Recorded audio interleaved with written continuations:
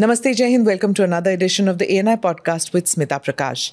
This episode is being filmed in New Delhi on the sidelines of the Raisina Dialogue 2024, which is India's premier multilateral conference which draws thought leaders, politicians, and diplomats from around the world. ANI has teamed up with the Raisina Dialogue team to bring you a series of podcasts on global politics. The topic for discussion today is the Asian Matrix, Taiwan's Road Ahead. The speakers in this session are Dr. Alan Yang, Executive Director, Taiwan Asia Exchange Foundation and Distinguished Professor, National Chengchi University; Sana Hashmi, Fellow, Taiwan Asia Exchange Foundation; Satura Nagao, Non-Resident Fellow, Hudson Institute, Japan. Thank you so much, gentlemen, lady, for being part of this podcast. I look forward to our conversation. Let me begin with you, Dr. Sana. I was in Taiwan a couple of weeks back, and I was struck with the fact that I hardly saw any Indians there. Because I was basically in Taipei, and usually wherever you go, there'll always be Indians. Even in an Indian restaurant, I didn't see any Indians out there. So it seemed like the place is ripe for having some immigrant workers coming. And sure enough, there was this MOU which was signed where Taiwanese government has encouraged and wants Indian migrant workers to come out there. So can you tell me a little bit about that? I think it's a very valid observation because, as you rightly mentioned, Indians are everywhere. We go to the US, we go to Canada, on the airport, you just see Indians. But in Taiwan, we are a very small community. We are just 5,000 people and half of them are students.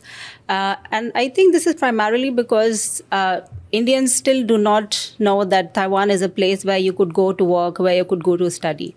And people who know, they think that, China threat looms large. What happens if China invades Taiwan? And then I have this conversation with a lot of people in India.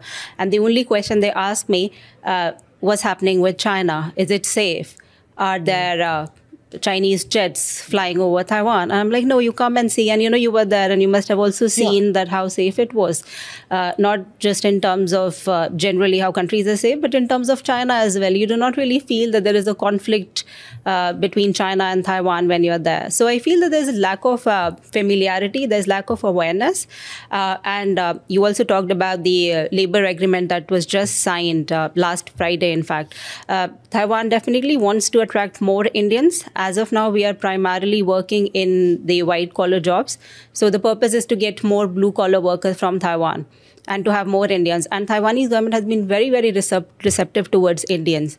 So they really want to recruit talent from India. So specifically with this DPP administration, and now DPP has won the third historic term.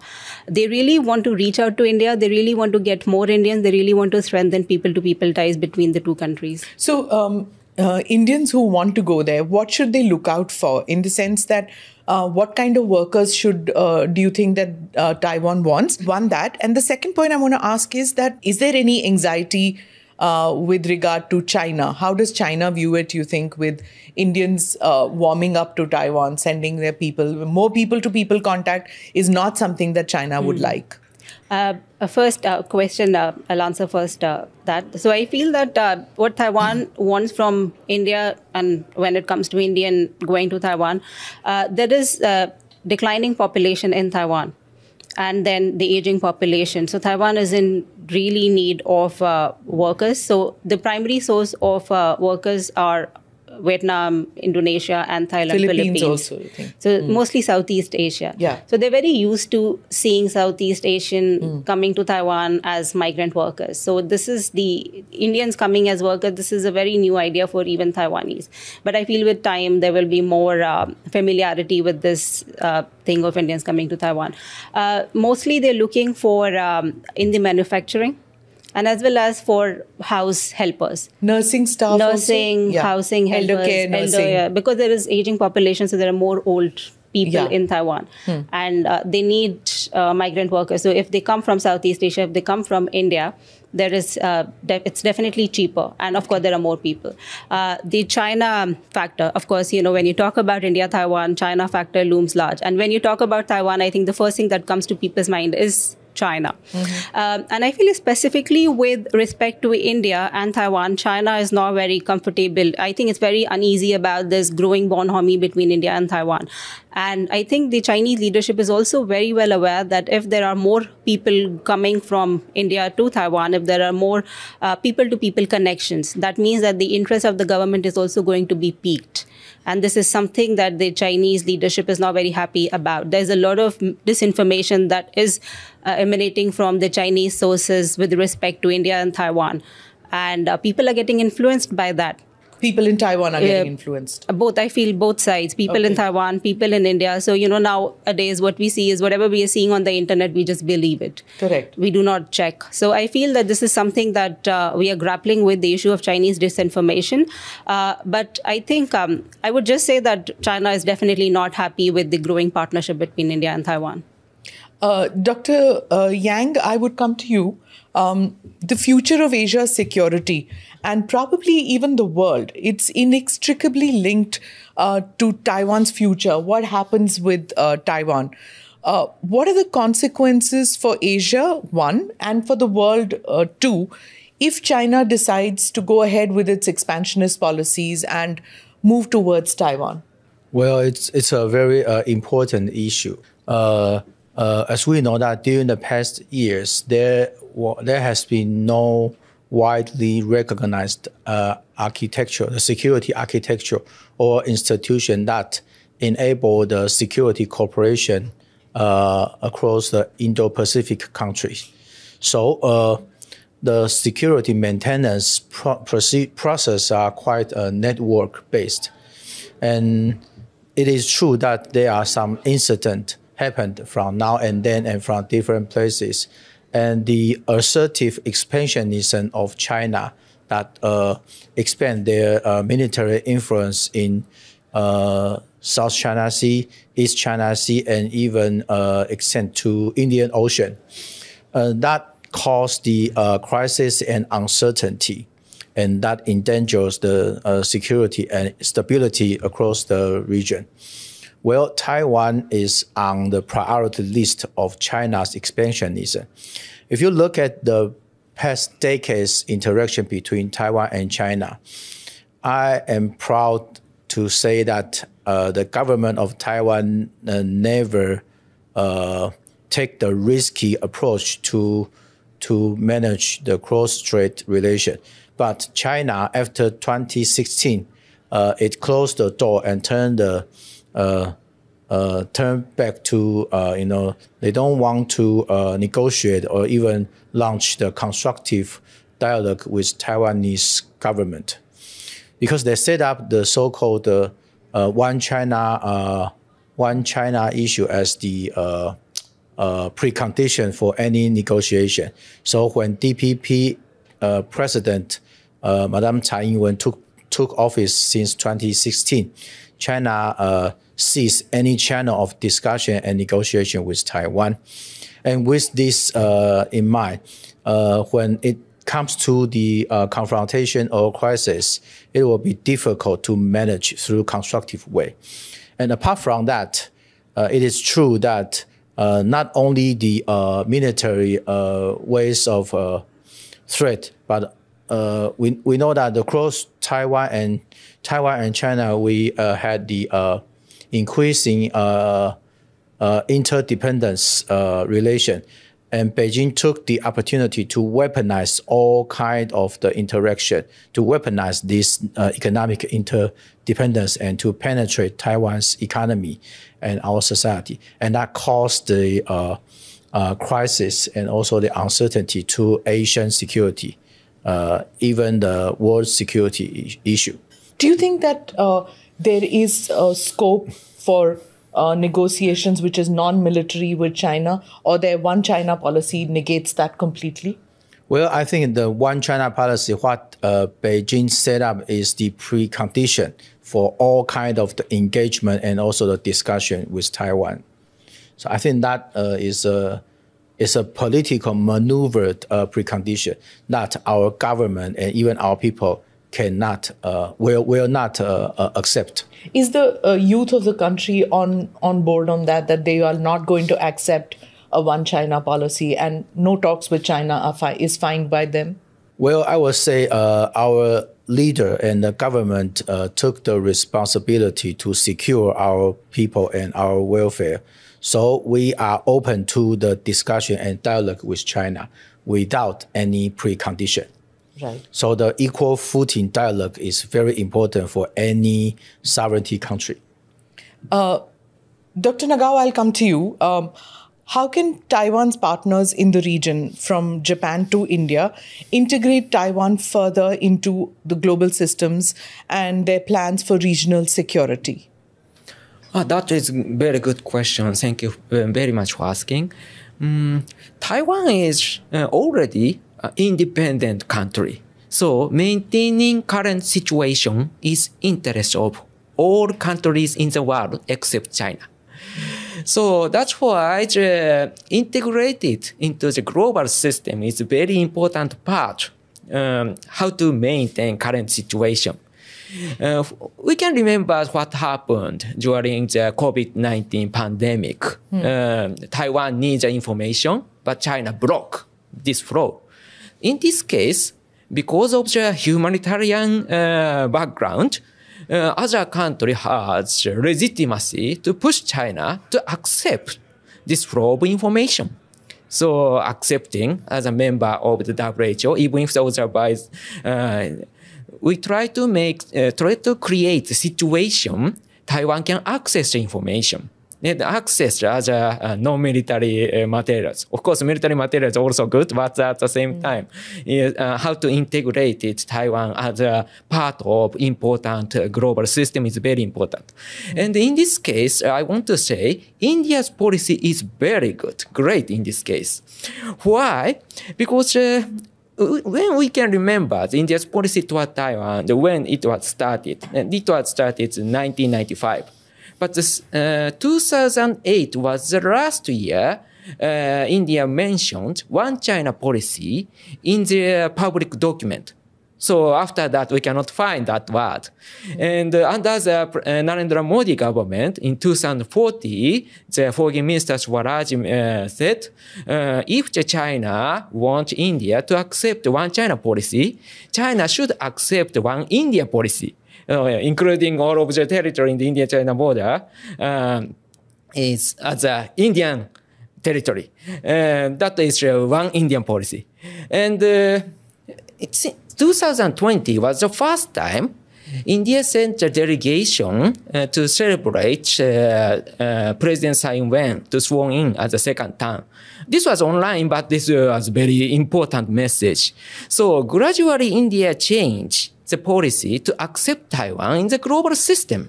That is very good attitude, I believe. So this is very good policy, I think. And what about Japan?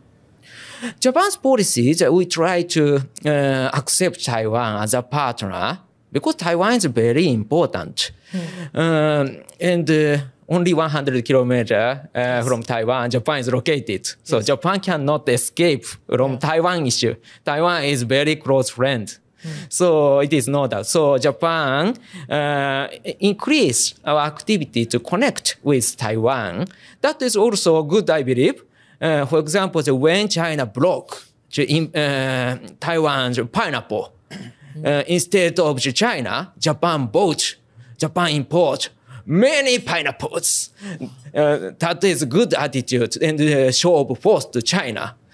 China's attitude is not good. That is a message. Okay. Sir, I'll come to you. Those who don't know, Dr. Sana is very active on Twitter. I saw your tweet on the Taiwanese election. It was the first country to go off the block this year for elections. We go into elections. The US does. Many countries in Europe. You tweeted about it and about the world reactions that came into that. Now, how has this recent presidential election changed the dynamics between Taipei and Beijing? This is the outcome that China didn't anticipate and didn't want. What they wanted was to KMT to come back to power. So DPP in power actually means that the status quo, that is the new norm, that is economic coercion, militarization of the Taiwan Strait, and military exercises. So this is the new norm that we have been seeing in the past couple of years. So I feel with the DPP's third win, this is something that we are going to see in times to come as well. I do not think that the cross-strait dialogue would be resumed anytime soon, because China has made it clear, and Alan also mentioned that how they are just saying that if DPP is in power, if you're not accepting 1992 consensus, and if you're not accepting one country, two system, then we are not talking to you. And Taiwan, be it President Tsai Ing-wen, be it Vice President Lai, they all have said, we want to talk to China, but then we cannot compromise on the will of the people. The fate of Taiwan will be decided by the fate of people. And what we are seeing in Taiwan, that more and more people in Taiwan, they're identifying themselves as Taiwanese and not as Chinese. Interesting, isn't it? Yeah. Yeah. So they have Chinese New Year, but they're Taiwanese, right? So now there is more and more usage of this term, Lunar New Year. So there is Chinese New Year. So there is this narrative that's being pushed that is just not about China. This is a New Year of Taiwanese, as well as a lot of countries in other East Asian countries and Southeast Asian countries. But, if you look at Chinese social media, if you look at the statements on the New Year, it's all about Chinese New Year. Yeah. So they see that even overseas Chinese are Chinese. So there's a lot of conflict of identity that's going on, not just in Taiwan, as well as in the ethnic Chinese that are in Southeast Asia. So, but if you look at Taiwan, Taiwan is definitely drifting away from China. And now there is this idea that Taiwan is a democratic alternative to China. And when you say drifting away, is it just culturally and socially, or is it in every aspect? I think in every aspect. It's culturally, socially, politically. And I think most important is the political aspect of it. How there is so much pride among Taiwanese government people that, we are a democratic country. And I've been living in Taiwan for 4 years. And I would actually say this is a perfect example of how a democracy should be. There is so much accountability, both among the people as well as the government. So Taiwan is definitely a perfect example of democracy. But I do feel that this idea that Taiwan is an alternative to China and Taiwan is a proud democracy is something that's leading it towards like-minded countries. Now we see that there's more integration of Taiwan, as Satar also mentioned. And I feel that I would also like to add what you just talked about, how Japan and India have been very positive towards Taiwan. And I feel that these are the two countries that have been very consistent in their Taiwan policy. And we are seeing these slow changes towards Taiwan. And these are very positive changes. It's hesitatingly moving forward, isn't it? When it's India.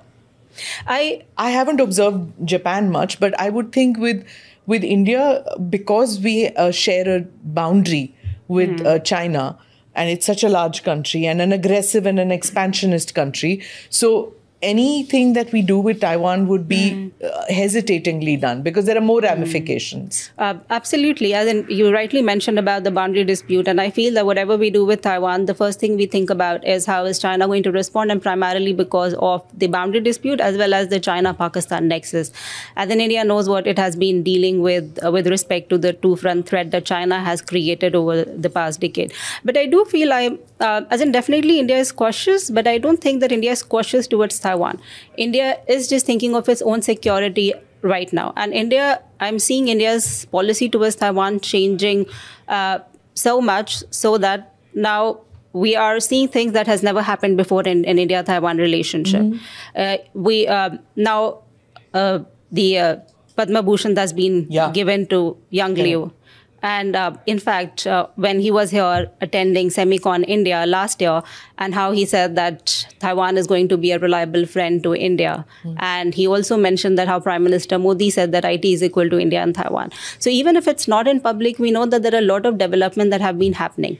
And we know there is a lot of willingness and interest from both sides to advance India-Taiwan relationship.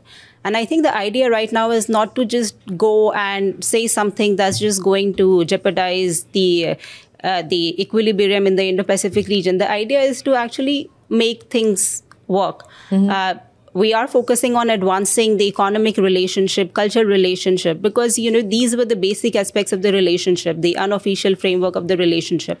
But these basics were not even achieved in the past couple of years. So I'm seeing now there is a very consistent approach from both India and Taiwan. And I see it as a very, very positive change. Thank you. Dr. Young, do you agree with this, that India and Taiwan are natural partners? Yes. Well, I'm very grateful that two colleagues just mentioned very friendly and constructive approach of Japan and India to Taiwan. And during President Tsai Ing-wen's presidency for the past 8 years, Taiwan has been working very hard to implement our new southbound policy. That is the people-centered signature foreign policy with our partner country across ASEAN, South Asia, but centered on India, New Zealand, and Australia, 18 countries. And this is our approach, regional approach to Asia. I think with this in mind, Taiwan has developed a multifaceted partner with neighboring country, and most importantly, that is India. So with the past years, the bilateral trade volume has increased more than 70%. And we share a common interest in maintaining the free and open Indo-Pacific regional order. That is the rule-based international order, as well as the strengthening of the economic resilience and also the multifaceted bidirectional cooperation and cultural, social, talent mobility. And that is an important approach and foreign policy that during the past years, Taiwan's President Tsai led her team to turn the very pessimistic Taiwan contingency into a very encouraging and constructive Taiwan relevancy to make Taiwan's contribution indispensable, not only in terms of the semiconductor supply chain, but also in other such as regional agricultural cooperation and also the pandemic governance. And those precious experience that we are willing to share with our partners and also contribute to our partners' economic and social resilience. And with that, I will say that India is very positive to our new southbound policy and echo positively to our approach and collaboration. Thank you. Dr. Gao, I'll come to you. Does China have the manpower to annex Taiwan? We just saw that China tweaked its recruitment regulations recently. Why did it do that? If it wants more manpower, there is speculation that the first objective would be to annex Taiwan. Do you see that happening? Okay, there is a sea between the continent and island. So even if they have the number, they need to cross the sea. But that is true. So, but so number is not enough to govern Taiwan. But at the same time, we need to remember the concerning scenario in this area. And when we see the concerning scenario, but still, I need to say, we can win. Because Taiwan's emergency is Japan's emergency. Taiwan's emergency is US emergency. When we check the scenario, if China will not attack the US base in Japan, US fighter jet can bomb the Chinese invading force and return to the sacred place, which is the US base in Japan. So China cannot win in this case. So China need to attack the US base in Japan. In this case, automatically Taiwan emergency becomes the Japan-China war. So, and of course, US is also try to protect Taiwan. This means that China need to fight all of the three countries at the same time. So that's why when we check the military balance between China and Taiwan, yes, China has the advantage, but that is not enough. Recruiting many number is not enough too. And in this case, we should not forget the role of India. Indeed, if India cooperate with the US and Japan and Taiwan, China need to divide their military budget multiple fronts. And indeed, India cannot escape from the Taiwan emergency because when we check the career of the Chinese force military officers, indeed, if the Chinese military officers get a high score in the India-China border, they will become the commander of the eastern side in front of Taiwan. That is carrier. So this means that China is testing their tactics in the Indian-China border. After that, they apply this to the Taiwan. So that is the reason these two regions is connected. India-China border and Taiwan Strait, this is connected. That's why Japan, US, of course, support Taiwan, but at the same time, India cannot escape too. That's why we are a very big group. So, because of China, thanks to China, and this is suicide for China. Okay. So that's why we can win, I want to say. Okay, you've given a lot of food for thought. So would you like to react to what he said? Because two questions I have, and which I'll pop it to both of you. One, what he said was drawing India into the battle. Sana, I'd like you to pick that up. And two, obviously China would like it to be, if it was to make one China into a reality, annex Taiwan, the ideal situation for China would be to do it in a bloodless manner, without firing a single bullet. To have Japan involved, Europe involved, America involved is a nightmarish situation for China. But that is Xi's agenda, somehow or the other, President Xi's agenda, somehow or the other, to do it. If it can be bloodless, fine. If not, then yes. So to both the points, could you react, please? Well, I would say a part of the increasing recruitment for the soldiers in PLA, I would say China utilized different approach to change the status quo. The so-called Chinese, the PRC-led new normal. If we accept this new normal, which means we have been persuaded by the PRC regime. And if you look at, you may observe the recent incident happened in the waters nearby Taiwan's island. And you can see that China enhanced the legal enforcement in the Taiwan Strait and also near the Quemoy Island. So their Coast Guard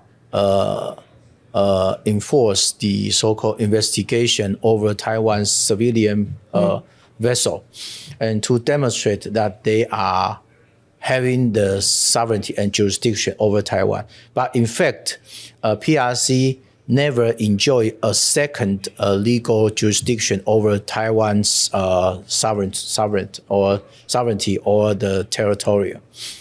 And their approach also include to internalize the waters and also to not recognize the so-called median line of the Taiwan Strait. So they are pressing even the air route and also to change the status quo. And that is something caused the crisis. So what I meant is, apart from the military troops, they are calculating and preparing for any kind of the combat at any time. But they will, my very humble predictions is they will not easily launch the war, because if they cannot guarantee the success, that will be a political suicide to any Chinese leader. Right. Dr. Sana, nobody wants a long drawn-out war. Even when the Russia-Ukraine conflict began, the idea was that it would be a short conflict, but that didn't happen. You can't really, wars can be begun, but ends, you don't know when it ends, right? So, drawing out India, will India have an option? Or as we heard that it's probably not an option for India, it will get drawn if there is a conflict, if China does attack Taiwan. How do you see this? I agree with both of their comments, but I also feel that the invasion is not going to happen anytime soon because it will definitely be a suicide for Xi Jinping. So I don't think that he's going to start a war that he cannot win. And I think this is the lesson that he has got from Russia-Ukraine war. And because it would be just one chance for Xi Jinping to acquire Taiwan. And the US, Japan, and a lot of other countries will also, if perhaps not to Taiwan's rescue, but to perhaps maintain the stability in the region. As in, this is a very vulnerable and sensitive area. So China cannot really start a war and then have economic blockade. And then even if you look at Southeast Asian countries' response, it's changing so drastically. We just saw that after the elections, of course, Philippines and China have issues, and how President of the Philippines, he wished the VP, the president-elect. But also, I felt that the statement from Singapore was pretty positive with respect to Taiwan. So countries' approach is definitely changing. They're also realizing that the invasion is not in the interest of a lot of countries, and from countries silence to hesitatingly accepting, right? I think that's a very good way to put it. That from being blaming Taiwan and the US to becoming silent and now hesitantly accepting that the invasion is not going to happen. And I think I definitely agree that it's just not that India is going to be drawn into the conflict. India is actively thinking about its response. And we saw last year how there was a report that CDS commissioned a study about how it is going to impact India. So definitely there are talks, there are discussions, and India is definitely discussing with other countries, specifically with the Quad members, how is India going to respond and how Quad could respond. Of course, now we are seeing that there is this developmental aspect to the Quad that's being highlighted. But we know the story how Quad was started. So there is definitely... There's AUKUS too. AUKUS too, definitely. And then when these two initiatives they combine it together, it's not going to be a very, very good scenario, rosy scenario for China. So China is also very well aware that it's just not Taiwan. Of course, there is asymmetric military capabilities between China and Taiwan. So I don't think that US, Japan, or even India is going to abandon, because it's just not about Taiwan. It's about the Indo-Pacific now. Correct. I spoke with a former Prime Minister of Tibet. And his view was that he, of course, saw a number of parallels between the Tibetan situation and the Taiwanese situation. But, of course, Tibet of 1950s he was talking about. He did say, because he's been a China watcher, and he did say that, 2024 is a time where over 60 countries are going into election mode. The world's attention is diverted. America's attention is diverted to internal issues. Many other countries in Europe, in Asia, change of government can happen. Would President Xi use that time of diversion of world interest in domestic issues to launch some kind of a military operation, maybe a silent one, maybe a small one towards Taiwan? Is Taiwan fearful of that? Well, I would say, as a scholar, I would say, from my limited knowledge and observation, I would say we will be well prepared to stabilize the current domestic politics, and also to enhance our contribution to the peace, prosperity and stability in this Indo-Pacific. And I do know that it is true that there are more than 60 national elections happening this year. And definitely China will take this opportunity to distract the like-minded support of Taiwan, which is other country, to pay attention to cross-strait stability. And actually, before the new president of Taiwan took office in this coming May, China has took action to take one of our diplomatic ally. And I will see that this kind of diplomatic pressure will continue. But the new administration of Taiwan, the new presidency, Mr. William Lai, will continue to carry out the pragmatic and steadfast approach of President Tsai Ing-wen, and to enable our relationship through our like-minded partner, and also to India through the new southbound policy.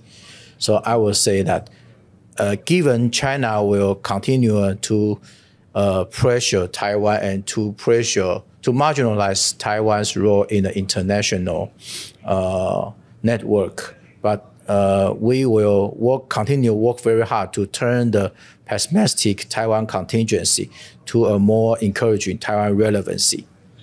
Thank you. Dr. Satoru, I'd come back to you with the same question. That do you think that everybody's attention is diverted to their internal issues, and that is something that President Xi could become adventurous in his expansionist policy? Yes, in this case, my concern is maybe attitude of the democratic government in the United States. Because I'm worried the similar situation happened just before the end of the Obama administration.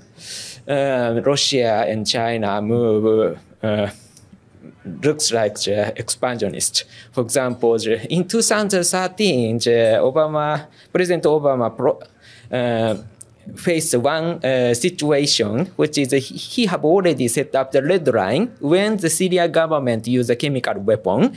This is crossing the red line, he said. And despite the Syrian government used the chemical weapon, he did not use something military punishment to the Syrian government. Instead of this, he accepts the suggestion came from President Putin. So after that, China started to construct artificial island in South China Sea, and Russia annexed Crimea and entered Eastern Ukraine. So if the Biden administration looks like a little weak government, a similar situation will happen, because since withdrawal from Afghanistan, Russia decided to invade Ukraine, and U.S. policy towards maintaining order in the Middle East has failed. So that's why every year we face a crisis.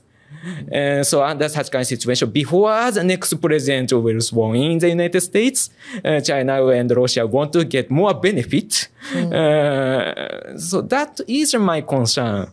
So I wish it will not happen, but if there is a possibility to happen, other countries need to prepare the crisis.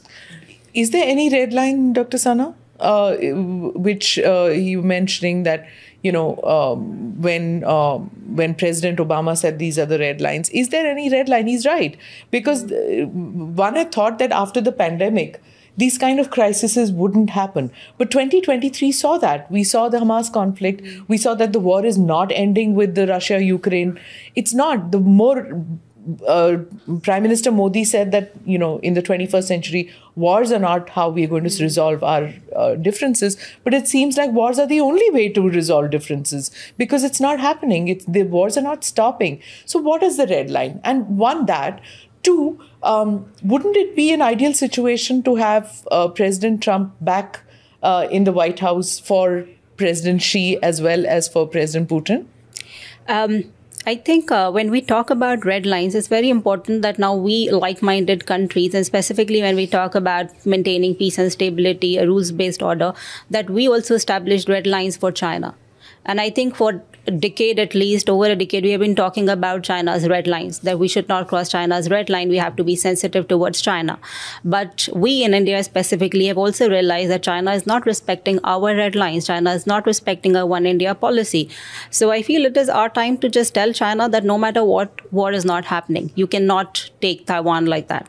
And you cannot be this aggressive with Taiwan and other countries. Because if you also look at it, there is a simultaneous pattern with respect to both Taiwan and India. China became aggressive with Taiwan and India at the same time. Like what happened at Galwan? We lost so many soldiers for the very first time in 40-45 years with China, because it was supposed to be the most peaceful disputed borders. So I feel that it's very important. Our China policy is changing. And I feel that this is, for the very first time, indicates that our China policy is changing for good. We really need to focus on the border dispute, because the Chinese can't come to us and tell us that, focus on the economic ties, focus on other aspects of the relationship. Border issue we'll tackle with it. But if you look at the economic relationship as well, look at the huge trade imbalance. Look at the security concerns that have been emanating from the use of Chinese app. So I feel the policy is definitely on the right path. And this is also our way of telling the Chinese that, this is our red line, and we are not going to take it any further. So I feel that this is something that we need to be very clear about. And when we talk to the Chinese, we say that you cannot cross the red lines. And it's just not about the bilateral relationship. And now India is also trying to be a major player in the Indo-Pacific. India is already a major player. If you look at it, look from Europe to Southeast Asia to Pacific Island country, India is actually becoming a very important partner, becoming a voice of the global South. So I feel that India is really listing out to China properly. So I do feel that this has been conveyed to the Chinese. So I do not really think that the red lines will be crossed with respect to Taiwan, and with respect to India. We have seen that the lines have been crossed. But I feel this approach has also told the Chinese that, you cannot treat the Indians like that. And now we are dealing with it. I know that it's becoming very, very difficult to comprehend for the Chinese that today's India is very different from how it was perhaps 15, 20 years back. True. But I think there is this realization. I don't think they're still able to grasp it completely. There's lack of understanding of what India is, how India is, because I feel there's a lot of competition going on, and they are unable to accept that, India is also rising, and India is rising fast. And India is a friendlier country to a lot of countries. If you look at other countries in any region, and India has such a positive perception. These countries really view India positively. So India is actually, I would call it a global friend. Mm-hmm. So I think this is something that Chinese really, really need to grasp right now. Is that the case with Taiwan? Does Taiwan watch the India-China conflict carefully, and does it take back lessons on how to deal with an aggressive China? Are there similarities? Yes, I would say yes. Actually, Taiwan's tension with China and Indian-China relation can be a sort of the mutual references. And my feedback and also some add up to the previous two colleagues is regarding the red line is my reading is if Taiwan is to be taken, and the world will be doomed. It will be a very terrible nightmare when you imagine that the authoritarian, the dictatorship, and also expansionist regime took over and monopolized the semiconductor supply chain and weaponized that against the country across the world. So that is my reading to this red line issue. And in order to not make it happen, so the international community and also our like-minded partners should pay much attention to Taiwan, even during this very high season of the national election. Taiwan will continue to contribute. However, we need more support and also the international attention to pay attention to Taiwan and to work with us. Apart from our natural partnership with India, I would say there have been more partnership and collaboration with neighboring countries, which Taiwan, India, and also the friends in Indo-Pacific region can work together.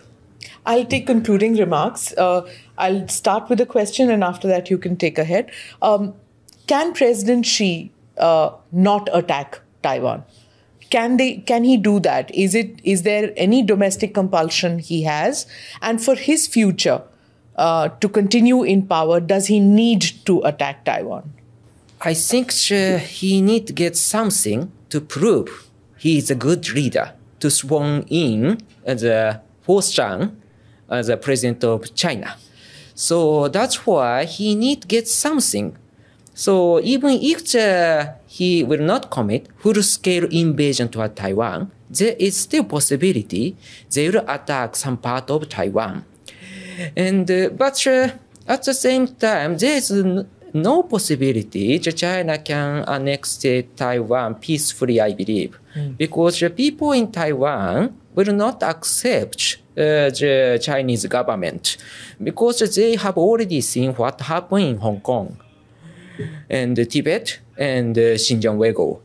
So that's why indeed, because the Chinese government is not democratic government, what kind of feeling the people has, they do not care. That's why they do not have the know-how to persuade Taiwanese people. And we are democratic people, Japanese, Indian, we can understand because we are living in democratic situation. How to persuade people is not like that. We know that. That's why I believe Xi Jinping will fail to annex Taiwan peacefully. But because they need something, in this case, limited invasion, there's still possibility, I believe. So, Dr. Sana, I'll ask you this also. This persuasion, the boat of persuasion has sailed by. It's quite clear, listening to all three of you, that Taiwanese population cannot be persuaded to become part of China. The one China is not a question of persuasion anymore. And the path of non-violence which Tibet took is not something that Taiwan will take. And the world will not just watch it go by. In that case, what are the options open to President Xi? I think this is something that he would definitely like to be a part of his legacy. But at the same time, he also knows that it's just next to impossible to invade Taiwan and acquire the whole of mainland and the outlying island. It's just not possible. And you mentioned about domestic considerations. We know how the Chinese economy is slowing down. So, it will take years or perhaps decades for them to recover if at all they are at the right path. So I do not see the invasion happening. But what I am thinking what is going to happen is that what we're going to see is people, of course, are not going to be persuaded. That's very much that. But what we're going to see is continuity, the continuity of the new norm of the status quo. What we're going to see is more and more military coercion, economic coercion, military aggression. And the idea is just to tell the people that, this is DPP that's been doing it. And DPP is not good for you. So what is good for you is perhaps to vote for someone else so that the dialogue could be continued and eventually go for peaceful reunification. No matter how and what Xi Jinping has been saying about use of force. But I do not think that use of force is an option. And what I am seeing right now is that no matter what, he would like to still go for peaceful reunification. So psychological warfare is what you're talking about in some form or the other on the people of Taiwan, to say that unification with China is better for their future rather than staying in a state of, apparent conflict or imminent conflict. So tell me, will that work? Will that game plan work? Well, I can use my own personal footnote as example. I was born in a democratic society. I will not surrender to any authoritarian oppression and choose to give up my life of being a democratic citizen. So that may represent, I would say, the mainstream voice of Taiwanese society, that we will not give up our value and our value of freedom and also human right value, and to be a part of the PRC authoritarian regime. And the second, very quick answer, respond to Xi Jinping's choice. I will say to do or not to do is a matter of choice. It will be a decision made by Xi Jinping himself. He paid much attention to the historical status that in the Chinese history. So if he would like to be recognized as a benign political leader with open-minded reform status, he should send the green light to his government and to immediately activate the bilateral dialogue with Taiwan constructively, so that will contribute to the welfare of the cross-strait civilian people and also to the stability of the region.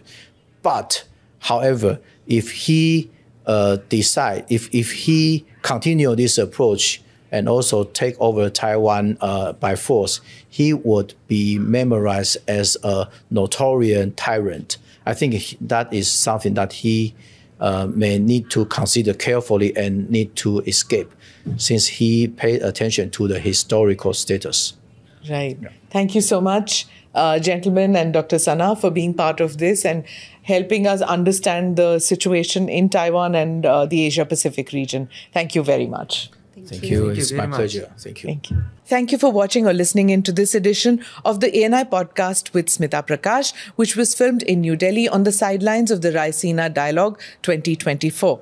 Do like or subscribe on whichever channel you have seen this or heard this. Namaste, Jai Hind.